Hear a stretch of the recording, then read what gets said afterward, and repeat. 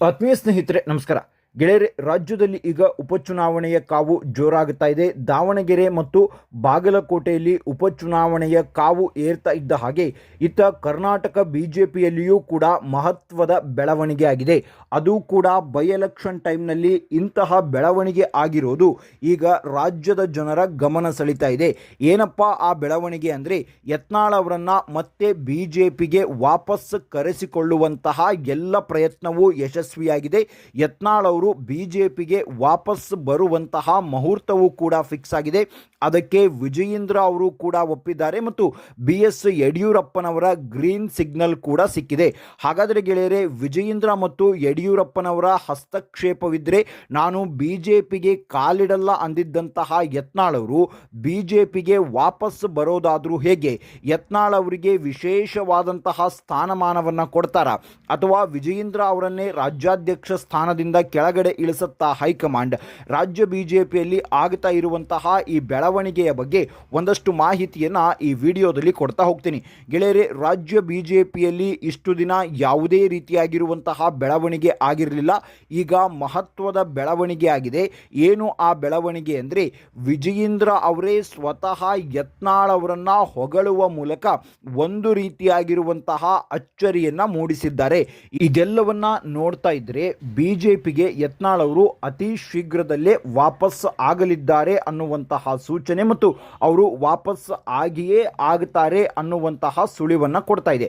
ಗೆಳೆಯರೆ, one by one ನಿಮಗೆ ಹೇಳ್ತಾ ಹೋಗ್ತೀನಿ. ಗೆಳೆಯರೆ, ಬಾಗಲಕೋಟೆಯಲ್ಲಿ ಬಿಜೆಪಿ ಅಭ್ಯರ್ಥಿಯಾಗಿರುವಂತಹ ವೀರಣ್ಣ ಚರಂತಿಮಠ್ ಅವರ ಪರವಾಗಿ ಯತ್ನಾಳ್ ಅವರು ಭರ್ಜರಿಯಾಗಿರುವಂತಹ ಪ್ರಚಾರವನ್ನು ಆರಂಭಿಸಿದ್ದಾರೆ. ಆ ಒಂದು ಸಮಯದಲ್ಲಿ ಯತ್ನಾಳ್ ಅವರು ಓಪನ್ ಆಗಿಯೇ ಹೇಳ್ತಾರೆ, ನಾನು ವೀರಣ್ಣ ಚರಂತಿಮಠ್ ಅವರ ಆಪ್ತ ಗೆಳೆಯ. ವೀರಣ್ಣ ಚರಂತಿಮಠ್ ಮತ್ತು ನನ್ನ ಸ್ನೇಹ ಹಳೆಯದು, ಹಾಗಾಗಿ ನಾನು ಪ್ರಚಾರಕ್ಕೆ ಬಂದಿದ್ದೇನೆ ಅಂತ. ವೀರಣ್ಣ ಚರಂತಿಮಠ್ ಅವರಿಗೆ ಬಿಜೆಪಿ ನೇರವಾಗಿಯೇ ಹೇಳಬಹುದಿತ್ತು. ಏನು ಅಂದರೆ, ಪಕ್ಷದಿಂದ ಉಚ್ಚಾಟನೆ ಆದವರು, ಪಕ್ಷದ ಬಗ್ಗೆ ಶಿಸ್ತು ಇಲ್ಲದಂತಹ ಒಬ್ಬ ಅಭ್ಯರ್ಥಿಯನ್ನ ಉಚ್ಚಾಟನೆ ಆದಂತಹ ಅಭ್ಯರ್ಥಿಯಿಂದ ನೀವು ಪ್ರಚಾರ ಮಾಡಿಸಿಕೊಳ್ಳುವಂತಹ ಅವಶ್ಯಕತೆ ಏನಿದೆ? ಅವರನ್ನು ಪ್ರಚಾರಕ್ಕೆ ಕರಿಬೇಡಿ ಅಂತ ಬಿಜೆಪಿ ನೇರವಾಗಿ ಹೇಳ್ಬೋದು. ಆದರೆ ಬಿಜೆಪಿ ಅದನ್ನು ಹೇಳಲಿಲ್ಲ. ಯಾಕೆಂದರೆ ಬಾಗಲಕೋಟೆಯಲ್ಲಿ ಯತ್ನಾಳ್ ಅವರ ಪವರ್ ಎಂತಹದ್ದು ಅನ್ನೋದು ಗೊತ್ತಿದೆ ಮತ್ತು ಬಾಗಲಕೋಟೆಯಲ್ಲಿ ಯತ್ನಾಳ್ ಅವರ ಪ್ರಚಾರದಿಂದ ಬಿಜೆಪಿಗೆ ಬಹಳ ದೊಡ್ಡ ಮಟ್ಟದಲ್ಲಿ ಪ್ಲಸ್ ಪಾಯಿಂಟ್ ಆಗತ್ತೆ ಅನ್ನೋದು ಕೂಡ ರಾಜ್ಯ ಬಿಜೆಪಿ ಮತ್ತು ಕೇಂದ್ರ ಬಿಜೆಪಿಗೂ ಕೂಡ ಗೊತ್ತಿದೆ. ಹಾಗಾಗಿಯೇ ಬಿಜೆಪಿಯವರು ಯಾವುದೇ ರೀತಿಯಾಗಿರುವಂತಹ ಕಂಡೀಷನ್ಗಳನ್ನು ವೀರಣ್ಣ ಚರಂತಿಮಠ್ ಅವರಿಗೆ ಹಾಕಿರಲಿಲ್ಲ.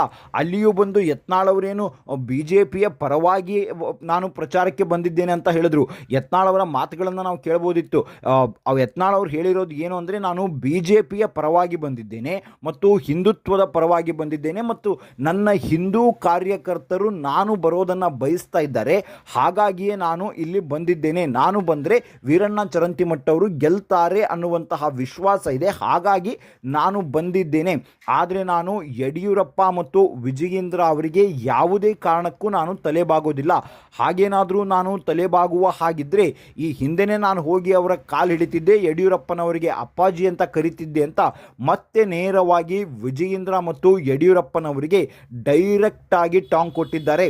ಆದರೆ ಗೆಳೆಯರೆ, ಇದೆಲ್ಲವೂ ಕೂಡ ಗೊತ್ತಾದ ಮೇಲೆಯೂ ಕೂಡ ಬಿಜೆಪಿ ಹೈಕಮಾಂಡ್ ಯತ್ನಾಳ್ ಅವರಿಗಾಗಲಿ ಅಥವಾ ಯತ್ನಾಳ್ ಅವರಿಗೆ ಈಗೇನು ಮಾಡೋದಕ್ಕಾಗೋದಿಲ್ಲ, ಯಾಕಂದರೆ ಅವರು ಉಚ್ಚಾಟನೆ ಆಗಿದ್ದಾರೆ. ಆದರೆ ವೀರಣ್ಣ ಚರಂತಿಮಠ್ ಅವರಿಗೆ ಯಾವುದೇ ರೀತಿಯಾಗಿರುವಂತಹ ಸಂದೇಶ ಕಳುಹಿಸಲಿಲ್ಲ. ಇದರಿಂದ ಕ್ಲಿಯರ್ ಆಗಿ ಅರ್ಥ ಆಗೋದೇನು ಅಂದರೆ, ಬಿಜೆಪಿಗೆ ಯತ್ನಾಳ್ ಅವರು ಬಹಳ ಮುಖ್ಯವಾಗಿದ್ದಾರೆ. ಅದು ಕೂಡ ಚುನಾವಣೆ ಟೈಮ್ನಲ್ಲಿ ಯತ್ನಾಳ್ ಅವರು ಬಿಜೆಪಿಗೆ ಬೇಕೇ ಬೇಕು ಅನ್ನುವಂತಹ ಸ್ಥಿತಿ ನಿರ್ಮಾಣ ಆಗಿದೆ. ಹಾಗಾಗಿಯೇ ಬಿಜೆಪಿ ಹೈಕಮಾಂಡ್ ಸೈಲೆಂಟ್ ಆಗಿದೆ. ಇನ್ನು ಯಡಿಯೂರಪ್ಪ ಮತ್ತು ವಿಜಯೇಂದ್ರ ಅವರ ವಿಚಾರಕ್ಕೆ ಬರ್ತೀನಿ. ಯಡಿಯೂರಪ್ಪ ಮತ್ತು ವಿಜಯೇಂದ್ರ ಅವರು ಇಲ್ಲೇನಾದರೂ ತಗಾದೆ ತೆಗಿಬೋದಿತ್ತು, ಆದರೆ ಹೈಕಮಾಂಡ್ ಸೂಚನೆ ಕೊಟ್ಟಿರುತ್ತೆ. ಹೈಕಮಾಂಡ್ ಸೂಚನೆ ಇಲ್ಲದೆ ಇದ್ಯಾವುದು ಕೂಡ ಆಗೋದಿಲ್ಲ. ಹೈಕಮಾಂಡ್ ಯತ್ನಾಳ್ ಅವರು ಅಲ್ಲಿ ಪ್ರಚಾರವನ್ನು ಮಾಡಲಿ, ಪ್ರಚಾರ ಮಾಡಿದರೆ ನಮಗೆ ಲಾಭ ಆಗುತ್ತೆ, ನೀವು ಸೈಲೆಂಟ್ ಆಗಿರಿ ಅನ್ನುವಂತಹ ಸೂಚನೆಯನ್ನು ಕೊಟ್ಟಿರುತ್ತೆ. ಹಾಗಾಗಿಯೇ ವಿಜಯೇಂದ್ರ ಮತ್ತು ಯಡಿಯೂರಪ್ಪನವರು ಈಗ ಸೈಲೆಂಟ್ ಆಗಿದ್ದಾರೆ. ಗೆಳೆಯರೆ, ಇಲ್ಲಿ ಇನ್ನೊಂದು ಪ್ರಮುಖ ಅಂಶ ನಾವು ಗಮನಿಸಬೇಕಾಗಿದ್ದು ಏನು ಅಂದರೆ, ವಿಜಯೇಂದ್ರ ಅವರು ಯತ್ನಾಳ್ ಅವರನ್ನು ಹೊಗಳಿದ್ದಾರೆ. ಒಂದು ಕಡೆಯಿಂದ ನೇರವಾಗಿ ಚಾಟಿ ಬೀಸ್ತಾ ಇದ್ದಾರೆ ಯತ್ನಾಳ್ ಅವರು ವಿಜಯೇಂದ್ರ ಮತ್ತು ಯಡಿಯೂರಪ್ಪನವರ ಮೇಲೆ, ಅದು ಕೂಡ ತಮ್ಮ ಹಳೆಯ ಶೈಲಿಯಲ್ಲಿಯೇ. ಆದರೆ ವಿಜಯೇಂದ್ರ ಅವರು ಏನು ಹೇಳಿದ್ದಾರೆ, ಯತ್ನಾಳ್ ಅವರ ಪ್ರಚಾರ ಬಾಗಲಕೋಟೆಯಲ್ಲಿ ನಮಗೆ ಬಹಳ ಹೆಲ್ಪ್ ಆಗುತ್ತೆ, ಯತ್ನಾಳ್ ಅವರ ಪ್ರಚಾರದಿಂದ ಹಿಂದೂಗಳ ಓಟ್ ನಮಗೆ ಸಿಗುತ್ತೆ, ಹಾಗಾಗಿ ನಮಗೆ ಗೆಲ್ಲುವ ಭರವಸೆ ಇದೆ ಅನ್ನುವಂತಹ ಮಾತನ್ನು ಆಡಿದ್ದಾರೆ. ಈ ಮೂಲಕ ಯತ್ನಾಳ್ ಅವರು ಮತ್ತೆ ವಾಪಸ್ ಬಿಜೆಪಿಗೆ ಬರ್ತಾರೆ ಅನ್ನೋದು ದೊಡ್ಡ ಸುಳಿವನ್ನು ಕೊಟ್ಟಿದ್ದಾರೆ. ಇದೊಂದು ಕಡೆ ಇರಲಿ, ಮತ್ತೊಂದು ಕಡೆ ಏನಾಗ್ತಾ ಇದೆ ಅಂದರೆ, ದಾವಣಗೆರೆಯಲ್ಲಿ ಬಿಜೆಪಿಯ ಹೆಸರು ಕೇಳಿ ಬರ್ತಾ ಇಲ್ಲ. ದಾವಣಗೆರೆಯಲ್ಲಿ ಕಾಂಗ್ರೆಸ್ ಬೇರೆ ಬೇರೆ ತಂತ್ರಗಳನ್ನು ರೂಪಿಸ್ತಾ ಇದೆ. ಏನೆಲ್ಲ ತಂತ್ರಗಳನ್ನು ಕಾಂಗ್ರೆಸ್ ಹೆಣೆದಿದೆ ಅನ್ನೋದನ್ನು ಈ ಹಿಂದಿನ ವಿಡಿಯೋದಲ್ಲಿ ನಿಮಗೆ ನಾನು ಹೇಳಿದ್ದೀನಿ. ಅದಕ್ಕೆ ಈಗ ಸರಿಯಾದ ಉತ್ತರ ಕೊಡೋದಕ್ಕೆ ದಾವಣಗೆರೆಗೆ ಯತ್ನಾಳ್ ಅವರನ್ನು ಕರೆಸುವಂತಹ ಪ್ಲಾನ್ ನಡೀತಾ ಇದೆ. ದಾವಣಗೆರೆಯಲ್ಲಿಯೂ ಕೂಡ ಹಿಂದೂಗಳ ಮತಗಳು ಸಿಕ್ಕಾಪಟ್ಟೆ ಇದೆ. ಆನಂತರ ಅಲ್ಲಿ ಹಿಂದೂ ಮಹಾಸಾಗರ ಗಣಪತಿಯ ವಿಚಾರವೂ ಕೂಡ ಬಹಳ ದೊಡ್ಡ ಮಟ್ಟದಲ್ಲಿ ಚರ್ಚೆಯಾಗುತ್ತಾ ಇದೆ. ಕಳೆದ ಬಾರಿ ಯತ್ನಾಳ್ ಅವರು ಕೂಡ ಅಲ್ಲಿ ಹೋಗಿದ್ರು ಹಿಂದೂ ಮಹಾಸಾಗರ ಗಣಪತಿಯ ಒಂದು ಗಣೇಶೋತ್ಸವ ಸಂದರ್ಭದಲ್ಲಿ. ಅಲ್ಲಿ ದೊಡ್ಡ ಸಂಖ್ಯೆಯಲ್ಲಿ ಜನವೂ ಕೂಡ ಸೇರಿದ್ರು. ಸೊ ಹಾಗಾಗಿ ಬಿಜೆಪಿ ಈಗ ಯತ್ನಾಳ್ ಅವರನ್ನು ದಾವಣಗೆರೆಗೂ ಕೂಡ ಕರೆಸಿಕೊಳ್ಳುವಂತಹ ಪ್ಲಾನ್ ಮಾಡ್ತಾ ಇದೆ. ಬಿಜೆಪಿ ಅಥವಾ ಪಕ್ಷ ಕರೆದ್ರೆ ನಾನು ಹೋಗ್ತೀನಿ ಅಂತ ಯತ್ನಾಳ್ ಅವರು ಹೇಳಿದ್ದಾರೆ.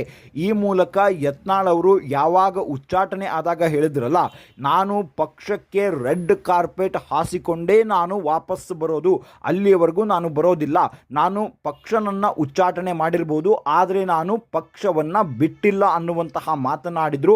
ಒಂದು ವೇಳೆ ಪಕ್ಷ ನನ್ನನ್ನು ಬಿಟ್ಟರೆ ನನ್ನ ಮುಂದಿನ ಹಾದಿಗಳು ಬೇರೆ ಇದೆ, JCB ಅದು ಇದು ಅನ್ನುವಂತಹ ಏನೇನೋ ಪಕ್ಷ, ಅದೆಲ್ಲವೂ ಕೂಡ ಆಯಿತು. ಆದರೆ ಈಗ ಬಿಜೆಪಿಗೆ ಯತ್ನಾಳ್ ಅವರು ಎಷ್ಟರ ಮಟ್ಟಿಗೆ ಅನಿವಾರ್ಯ ಅನ್ನೋದು ಈ ಬೈ ಎಲೆಕ್ಷನ್ ಟೈಮ್ನಲ್ಲಿ ಗೊತ್ತಾಗಿದೆ. ಹಾಗಾಗಿಯೇ ಹೈಕಮಾಂಡ್ ಅವರು ಯತ್ನಾಳ್ ಅವರನ್ನು ಮತ್ತೆ ವಾಪಸ್ ಕರೆಸಿಕೊಳ್ಳುವಂತಹ ಒಂದು ಪ್ರಯತ್ನವೂ ನಡೀತಾ ಇದೆ. ಈ ಹಿಂದೆ ಯತ್ನಾಳ್ ಅವರು ಹೇಳಿದ್ದು ನೀವು ಗಮನಿಸಿರಬಹುದು. ಕೇಂದ್ರದ ನಾಯಕರು, ಕೇಂದ್ರದ ಮಂತ್ರಿ ಅವರು ಹೇಳಿದ್ದಾರೆ ಹೈಕಮಾಂಡ್ಗೆ, ಯತ್ನಾಳ್ ಅವರಿಗೆ ಬಿಜೆಪಿಯಲ್ಲಿ ಸೂಕ್ತವಾದಂತಹ ಸ್ಥಾನಮಾನವನ್ನು ಕೊಟ್ಟರೆ, ಯತ್ನಾಳ್ ಅವರಿಗೆ ಬಿಜೆಪಿಯಲ್ಲಿ ಸರಿಯಾದ ರೀತಿಯಾಗಿ ನಡೆಸಿಕೊಂಡ್ರೆ 2028ರಲ್ಲಿ ಬಿಜೆಪಿ ಅಧಿಕಾರಕ್ಕೆ ಬರೋದರಲ್ಲಿ ಡೌಟ್ ಇಲ್ಲ ಅಂತ ಹೈಕಮಾಂಡ್ ನಾಯಕರಿಗೆ ಹೇಳಿದ್ದಾರೆ. ಹಾಗಾಗಿ ಮತ್ತೆ ನಾನು ಬಿಜೆಪಿಗೆ ವಾಪಸ್ ಬರ್ತೀನಿ ಅನ್ನುವಂತಹ ಮಾತನ್ನು ಯತ್ನಾಳ್ ಅವರು ಆಡಿದ್ರು. ಈಗ ಅದೇ ಮಾತಿನಂತೆ ಆಗ್ತಾ ಇದೆ. ಯಾಕೆಂದರೆ ಈಗ ಎಲ್ಲರೂ ಸ್ಟಾರ್ ಕ್ಯಾಂಪೇನರ್ಗಳಾಗಿ ಬರ್ತಾ ಇದ್ದಾರೆ. ಆದರೆ ಬಾಗಲಕೋಟೆಯಲ್ಲಿ ಯತ್ನಾಳ್ ಅವರು ಬಂದಾಗ ಸೇರಿದಂತಹ ಜನ ಮತ್ತು ಯತ್ನಾಳ್ ಅವರ ಭಾಷಣಕ್ಕೆ ಪ್ರೇರಿತರಾದಂತಹ ಜನ ಬೇರೆ ಯಾರಿಗೂ ಕೂಡ ಅಲ್ಲಿ ಆ ರೀತಿಯಾಗಿರುವಂತಹ ಪಾಸಿಟಿವ್ ರೆಸ್ಪಾನ್ಸ್ ಕೊಟ್ಟಿಲ್ಲ. ಹಾಗಾಗಿಯೇ ಯತ್ನಾಳ್ ಅವರು ಹೇಳಿದ್ದು ನಿಜವಾಯ್ತಾ, ಇನ್ನೇನು ಬೈ ಎಲೆಕ್ಷನ್ ಮುಗಿದ ನಂತರ ಒಂದು ವೇಳೆ ಬಾಗಲಕೋಟೆಯಲ್ಲಿ ವೀರಣ್ಣ ಚರಂತಿಮಠ್ ಅವರು ಗೆದ್ದು ಬಿಟ್ಟರೆ ಯತ್ನಾಳ್ ಅವರ ಪವರ್ ಇನ್ನೂ ಜಾಸ್ತಿ ಆಗುತ್ತೆ. ಹಾಗಾದರೆ ಯತ್ನಾಳ್ ಅವರು ಈ ಹಿಂದೆ ಹೇಳಿದ್ರಲ್ಲ, ವಿಜಯೇಂದ್ರ ಇರೋವರೆಗೂ ನಾನು ಪಕ್ಷಕ್ಕೆ ಕಾಲಿಡಲ್ಲ ಅಂತ, ಅದೇನಾಗುತ್ತೆ ಗೆಳೆಯರೇ? ಇಲ್ಲಿ ಒಂದು ಲಾಜಿಕ್ಕನ್ನು ನಾವು ಅಬ್ಸರ್ವ್ ಮಾಡಬೇಕು. ಏನು ಅಂದರೆ, ಈ ವರ್ಷದ ಅಂತ್ಯಕ್ಕೆ ಅಂದರೆ ನವೆಂಬರ್ಗೆ ವಿಜಯೇಂದ್ರ ಅವರ ಅಧಿಕಾರದ ಅವಧಿ ಮುಗಿಯುತ್ತೆ. ಹೈಕಮಾಂಡ್ ಕೂಡ ಅದನ್ನೇ ಪ್ಲಾನ್ ಮಾಡಿತ್ತು. ಏನು ಅಂದರೆ, ವಿಜಯೇಂದ್ರ ಅವರಿಗೆ 3 ವರ್ಷ ಅಧಿಕಾರದ ಅವಧಿಯನ್ನು ಕೊಟ್ಟುಬಿಡೋಣ, ಆನಂತರ ಬೇರೆಯವರಿಗೆ ಚಾನ್ಸ್ ಕೊಡೋಣ ಅಂತ. ಸೊ ಅದೇ ರೀತಿಯಾಗಿ ಯತ್ನಾಳ್ ಅವರನ್ನೇ ರಾಜ್ಯಾಧ್ಯಕ್ಷರನ್ನಾಗಿ ಮಾಡುವಂತಹ ಪ್ಲ್ಯಾನನ್ನು BJP ಹೈಕಮಾಂಡ್ ಹಾಕ್ಕೊಂಡಿದೆಯಾ? ಅವರ ಮುಂದಾಳತ್ವದಲ್ಲಿ BJPಯನ್ನು ನಡೆಸುವಂತಹ ಪ್ಲಾನ್ ಹೈಕಮಾಂಡ್ ಹಾಕ್ಕೊಂಡಿದೆಯಾ ಅನ್ನೋದು ಈ ಎಲ್ಲ ಘಟನೆಯಿಂದ ಗೊತ್ತಾಗುತ್ತೆ. ನಿಮ್ಮ ಅನಿಸಿಕೆ ಅಭಿಪ್ರಾಯವನ್ನು ಕಮೆಂಟ್ ಮಾಡಿ ತಿಳಿಸಿ.